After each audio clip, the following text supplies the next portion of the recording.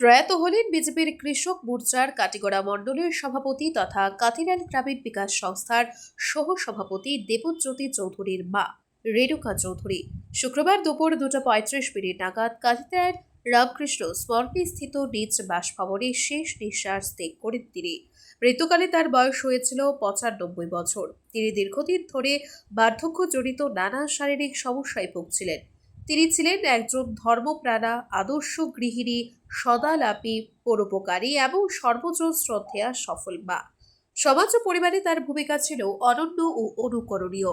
মৃত্যুকালে রেখে গেছেন 3 পুত্র, পুত্রবধূ, 2 কন্যা, জামাতা, নাতি নাতনি সহ অসংখ্য আত্মীয় স্বজন ও গুণমুগ্ধ। শেষ দেখা দেখতে এদিন ছুটে আসেন কাটিগড়ার প্রাক্তন বিধায়ক অমরচাঁদ জৈন, উত্তর করিমগঞ্জের বিধায়ক কমলাক্ষ দীপুর কায়স্থ সহ অন্যান্য বিশিষ্টজনেরা।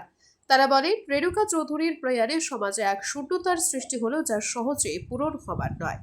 প্রয়াত রেণুকা চৌধুরীর পবিত্র আত্মার চিরশান্তি কামনা করে শোক সন্তপ্ত পরিবারবর্গের প্রতি সমবেদনা জানিয়েছেন বিজেপি জেলার সহ সভাপতি বিপ্লব কান্তি পাল, কাতিরাইল গ্রামীণ বিকাশ সংস্থার সভাপতি সুব্রত রঞ্জন ধর, সিদ্ধেশ্বর প্রগতি সংঘের সম্পাদক দীপজ্যোতি দাস, বিজেপি কাটিগড়া মণ্ডল সভাপতি বিশালাক্ষ দেব, শিলচর জেলা কংগ্রেসের প্রাক্তন সাধারণ সম্পাদক সন্দীপ দাস, কাতিরাইল গাঁও পঞ্চায়েত সভাপতি লিটন দাস, 3 নম্বর ওয়ার্ড সদস্য দ্বিজেন্দ্র দাস প্রমুখ।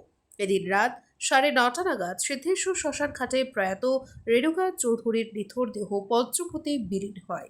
ব্যুরো রিপোর্ট, আজকের বরাক।